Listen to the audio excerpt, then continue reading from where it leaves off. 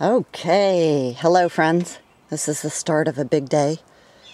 This date in my location is huge because this is the push time for getting transplants in the ground and seeds. Some of these varieties, most everything here has to have a pretty substantial root base and to survive the extreme heat. So things have to get in the ground. I got some empty pots that are ready for the next round of starting seeds indoors. Regrowth on some of the heads of lettuce. Hey, Bella Bear is absolutely insane. We've been eating a lot of the lettuce. And there's the Samson. Hey Sam, my man. Hi baby. And he was down and out for a day. I was really worried about him. He got into something over at the neighbors that didn't agree with him. Anyway, so that tiller was out and running, preparing more ground. The first couple years that I was here in South Carolina, I was really concentrating on things that would really sustain, the squashes and beans and that type of thing. Well, I had decided to get into the wild edibles and medicinal plants, and I had also decided to go ahead and collect some from around the area, but also ordered some seeds. And look at the growth on this head of lettuce. And this first subarctic plenty that got put out, we're not going to have any more cold, so I know it could handle 38, 39 degrees, and it has flowers starting. And of course, flowers mean tomatoes. Look at these critters. Look at that face. Hey, baby. So, I've got lettuce bolting, and it's just going to be tossed aside. They weren't good enough to to use for seed babies. But we're gonna go out back. I'll show you up front first, but I'm gonna go out back and I'm gonna talk a little bit about what's gonna happen here in the next day or so. There's another bolting lettuce, a different variety. The guys that I had intended for seed. This one's just starting. See them getting really high there compared to the other ones. This is what a regular head of lettuce looks like. And there comes the bolt. And this thing will get about 3.5 feet tall. And like I said earlier, I started some extra lettuce and taken a chance. I don't know how it's going to hold up with the heat. If we just continue with 70s, we should be okay. I should get another harvest of the lettuce. I'm thinking about maybe trying to grow some of the lettuce indoors. I'm not a fan of air conditioning, but I might get a little window unit and try to keep one of the rooms cooler. I had gone into my girlfriend's shed where I had stored some extra supplies and where I had the lettuce that I hadn't been able to get to sift. Some of them caught some moisture in the bottom of the container. So I buried those lettuce, I broke them up a little bit and buried the lettuce seed heads there. And this will, no doubt, there's going to be lots of sprouts happening. Whether they make it through a transplant and actually get to head is another thing. All depending on how hot it gets, how quickly. So the lettuce that's in the garden, the one bed is sprouting very, very nicely. I have some other stuff here. This is clearly, these are the same variety. And I didn't do labels, thinking I was going to remember. And I don't remember. And then the next row back there has these little green sprouts. And then this one further back, is very easily identifiable. That's the Florence fennel. And I'm not seeing any of the amaranth, but that stuff grows like weeds.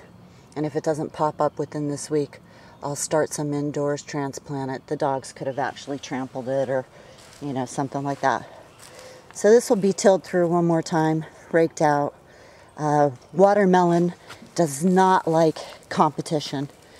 It likes to have the bed totally cleared of any weeds or any other varieties.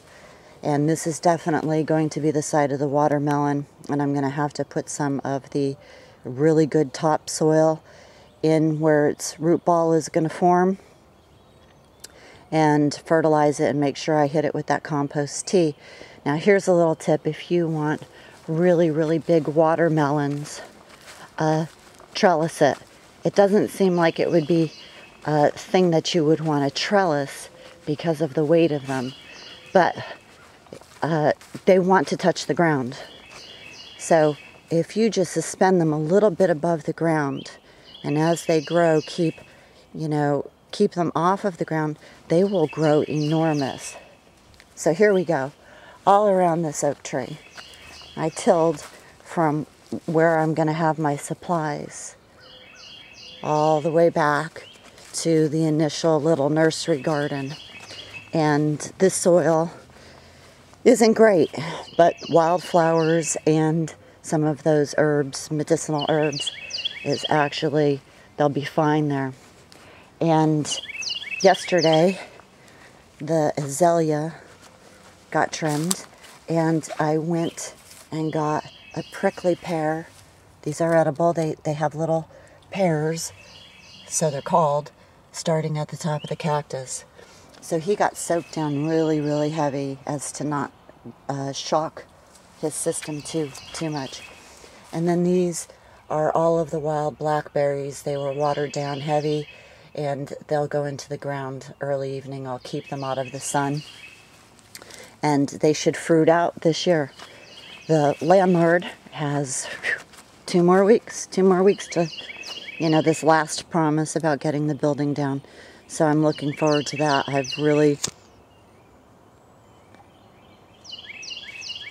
really playing with the design of the greenhouse and closed off garden space for that area for where the house is.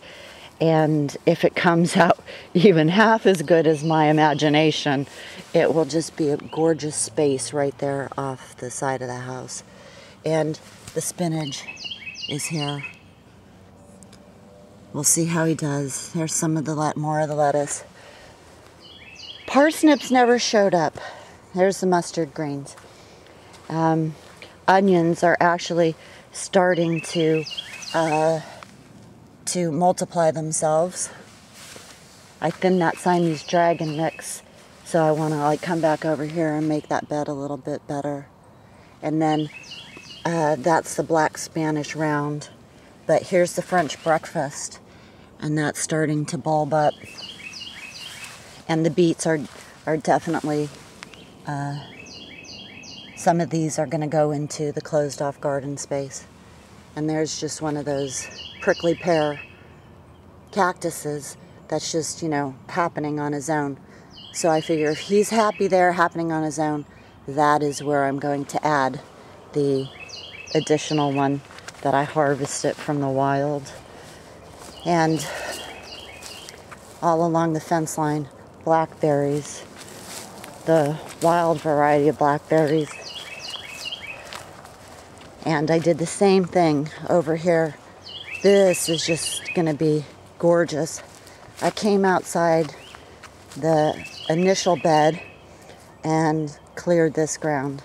And there's the piles of all the debris that'll be composted.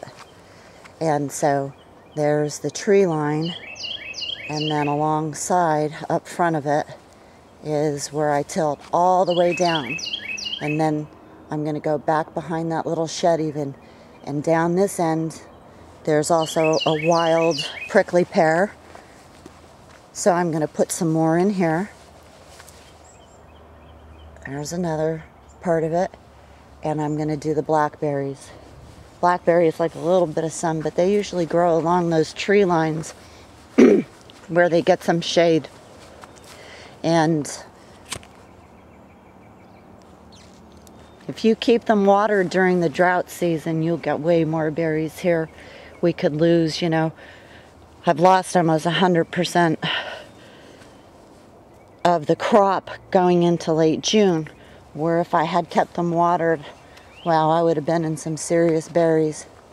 So I put the tomatoes in, and just like I said, some are on the inside and some are on the outside. And here is the reason. That tomato, and these two are the same variety, started at the same time.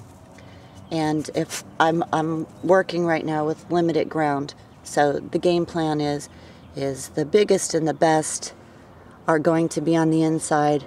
Don't want to take a chance of having any kind of damage. But the little ones, you know, I want to have them, but oh well, you know, if they get damaged by something, it's not that big of a deal. So I did lots and lots of varieties of tomatoes all over the place.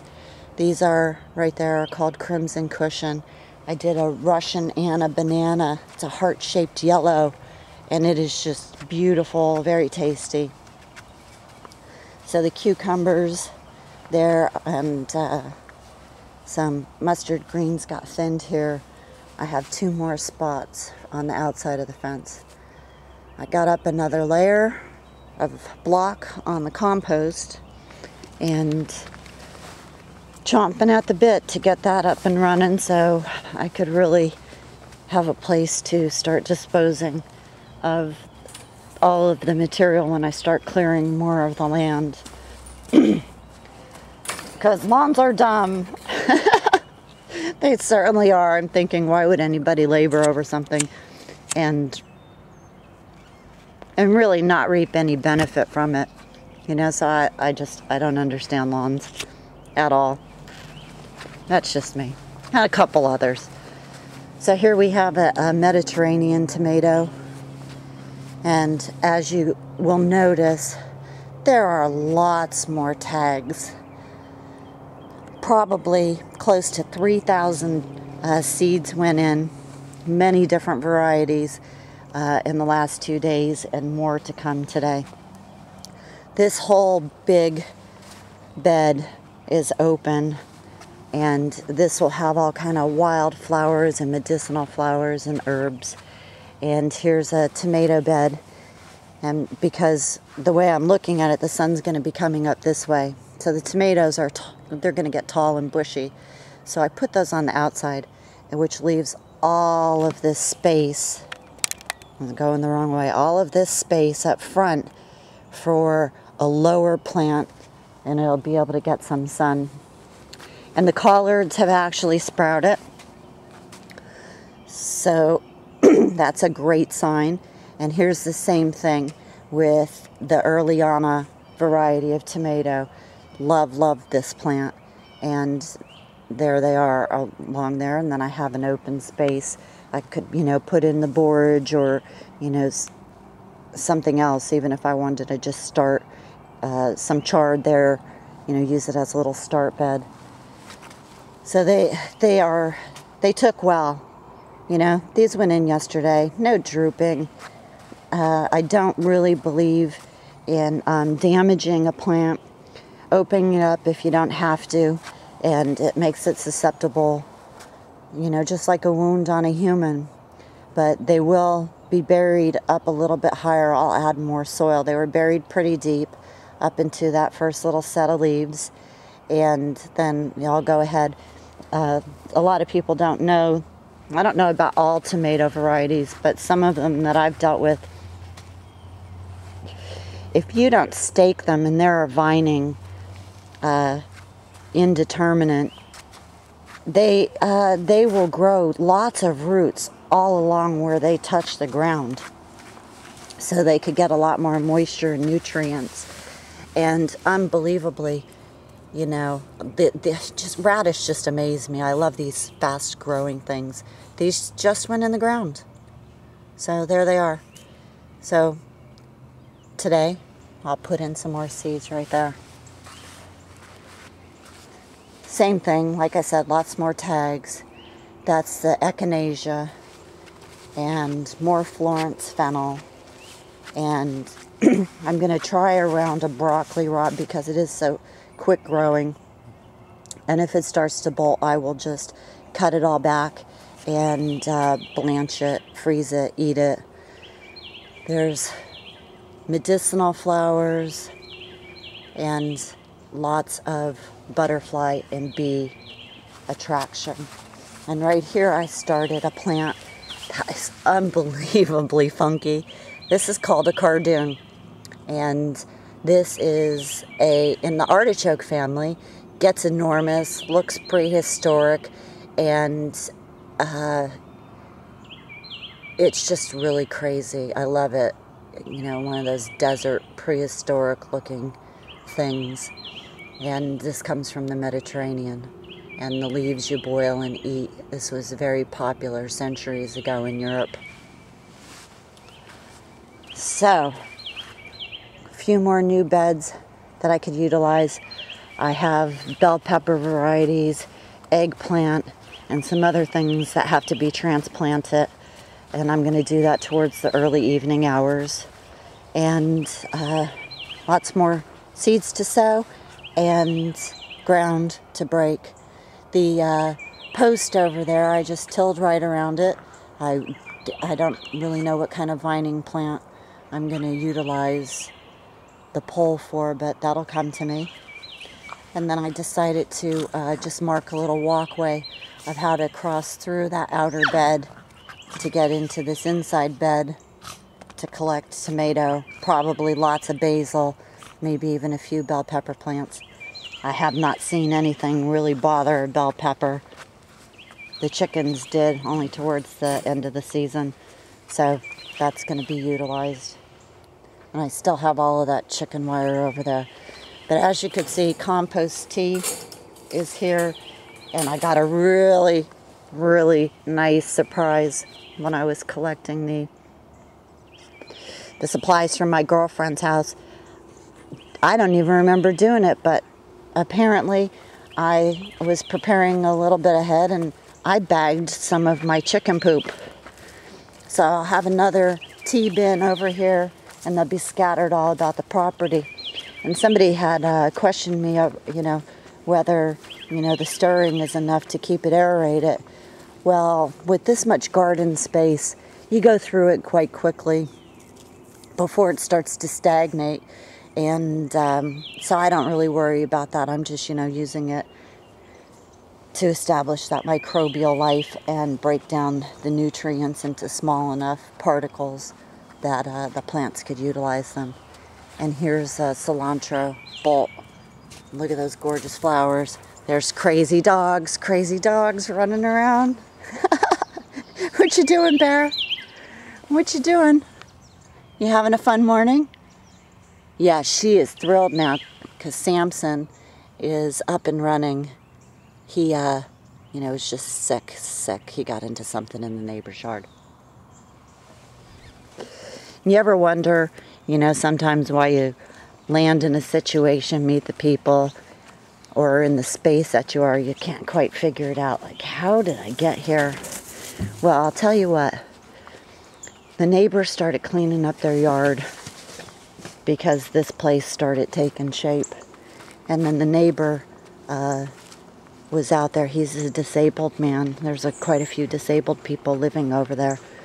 And it's a good, that's why it's let go. They just don't have the physical ability to do it themselves, nor do they have the finances to have other people come over there and help with the property. So it's been let go for a number of years. And so he's out there trying to dig up a garden space. So I took my tiller over to him, and he thanked me, and the next day we ended up in a conversation. And here he's trying to learn how to take care of himself, cleanse his body naturally.